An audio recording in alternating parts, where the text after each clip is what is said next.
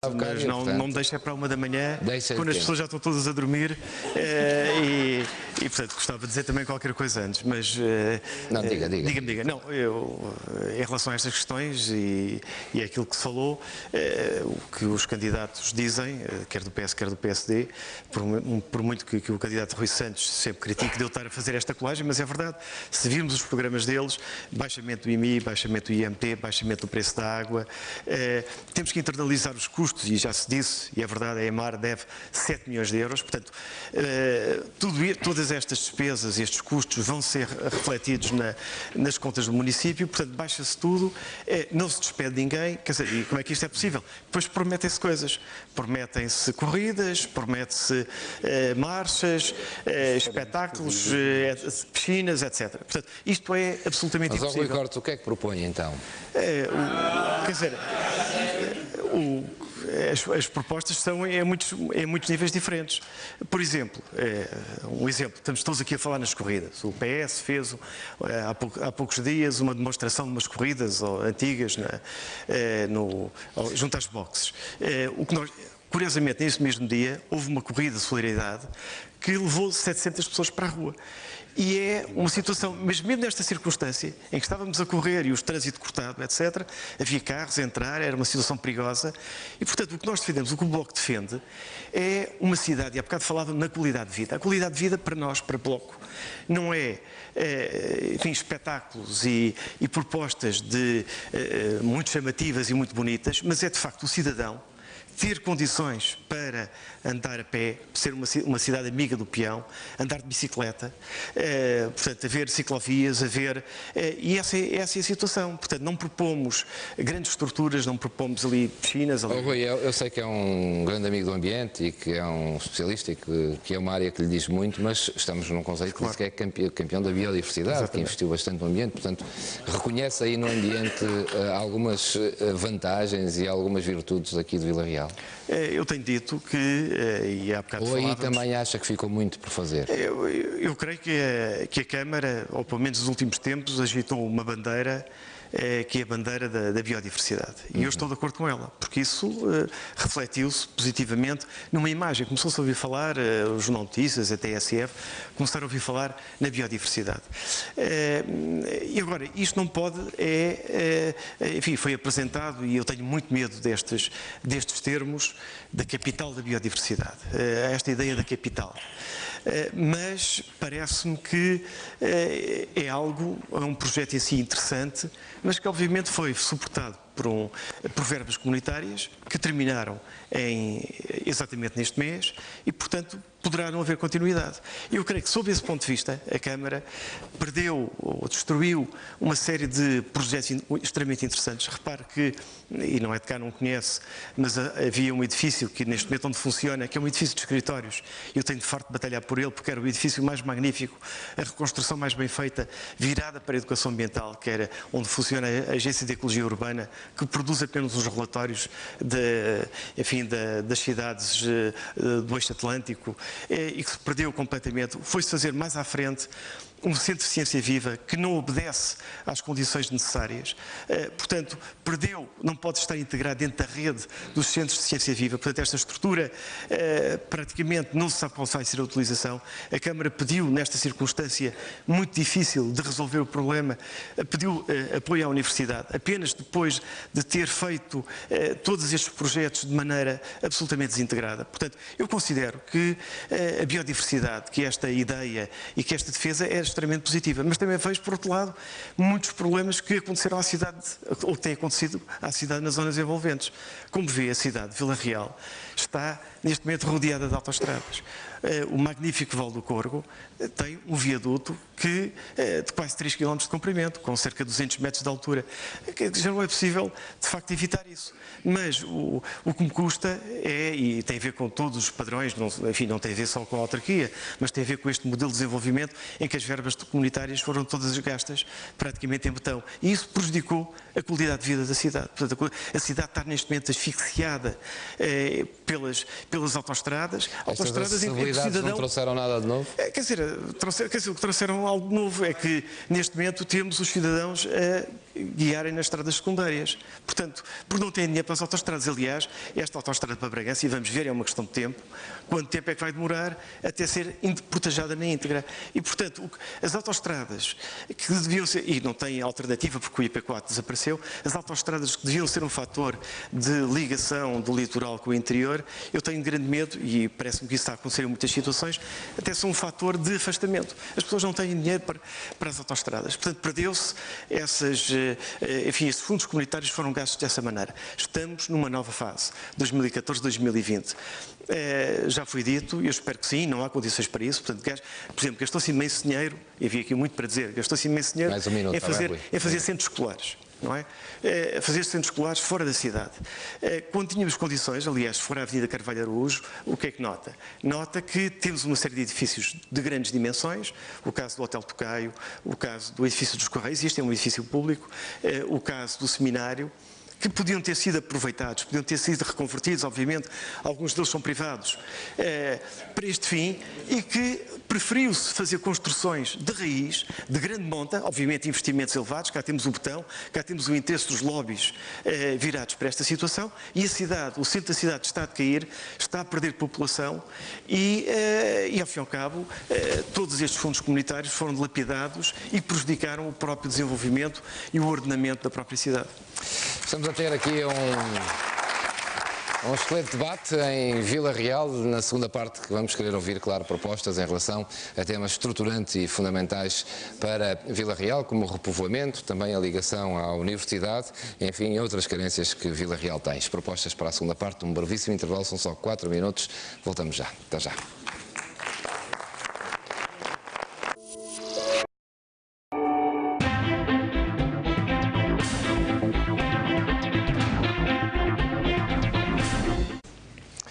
Boa noite, de regresso à segunda, aqui à Universidade de Trás-os-Montes e Alto Douro, aula magna, onde estamos a fazer este debate e um dos conselhos que mais vai concentrar atenções no próximo dia 29, nas eleições autárquicas. Estamos a fazer o último debate de uma série de debates que o Porto Canal tem vindo a fazer em concelhos onde vai haver, onde se prevê haja uma disputa eleitoral animada e aguerrida também.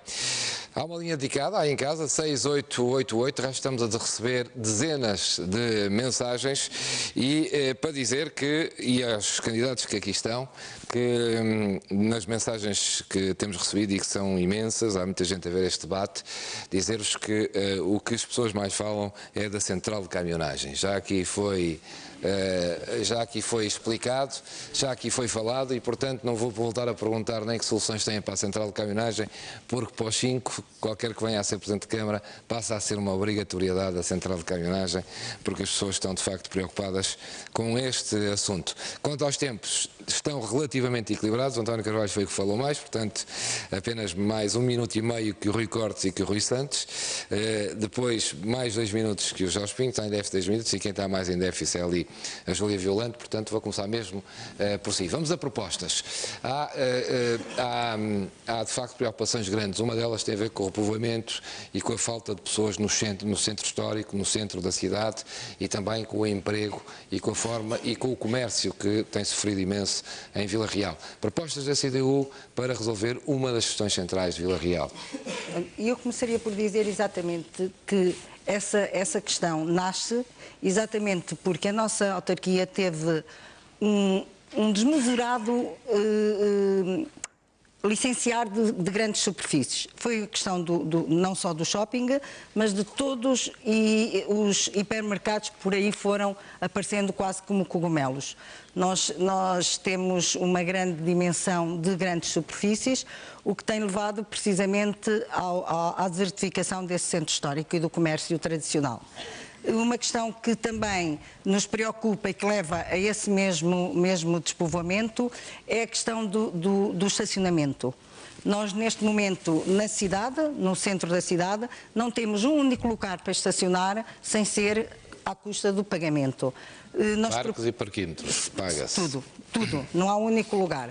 Por isso nós defenderíamos a criação de espaços de duração limitada, mas que pudessem ser gratuitos, para que as pessoas possam vir ao centro histórico, tratar de um assunto, uma questão limitada de tempo, mas que pudessem efetivamente vir. Logicamente que nós também não defendemos uma cidade com carros. Nós gostaríamos de ver a cidade também despoluída, mas também temos que atender às condições em que muitas vezes as pessoas têm necessidade de se deslocar à cidade e que necessitam de utilizar o seu automóvel. Isso não é possível fazê-lo na cidade sem ser com o pagamento dos parquímetros. É uma questão que nos preocupa bastante. Isto tem a ver também com o licenciamento dos os tais parques de estacionamento que eu falava há bocado, que nós temos, ainda há bem pouco tempo foi licenciado um novo parque, foi adjudicado a uma entidade particular, um novo parque de estacionamento, o que originou toda a zona envolvente a ter que ser também paga. Logicamente que se já tínhamos poucos, ainda agora quase ficámos sem nenhuns. É difícil, eu desafio qualquer um dos candidatos a procurar na cidade um local onde se possa estacionar sem que... E acha que isso contribui decisivamente para o êxito das pessoas do centro? Contribui, logicamente. Contribui porque as pessoas, nós temos um centro histórico onde as casas não têm estacionamento, é lógico, não é? Então, são habitações antigas, os próprios habitantes não têm onde colocar o seu carro. As pessoas têm que procuram sair da cidade, vão procurar viver para locais onde possam ter o seu carro. E lembro aqui, por exemplo, uma questão muito interessante que foi, e o Rui Cortes já falou nisso, que foi a requalificação do bairro dos Ferreiros. Foi uma zona que efetivamente, em termos de infraestruturas, foi requalificada, mas esqueceram-se que ali vive gente que tem o seu automóvel e neste momento não é possível estacionar um carro nesse bairro. Foram prometidos parqueamentos, parques, até hoje nada. Mas não é possível porquê? Porque não há parques? Não há estacionamento. A requalificação foi feita onde não é possível. O estacionamento é feito em cima dos passeios. E depois sujeito à multa, não é? Porque depois, entretanto, passa o polícia e está a taxar as pessoas. As pessoas vão às compras, têm que ir para casa com os saquinhos nas mãos, porque não é possível, não conseguem parar o carro à porta de casa. O carro tem que ir para cima do passeio para se poder... Houve alguma justificação para essa estratégia? Não. Que fosse dada pelo menos aos residentes, não.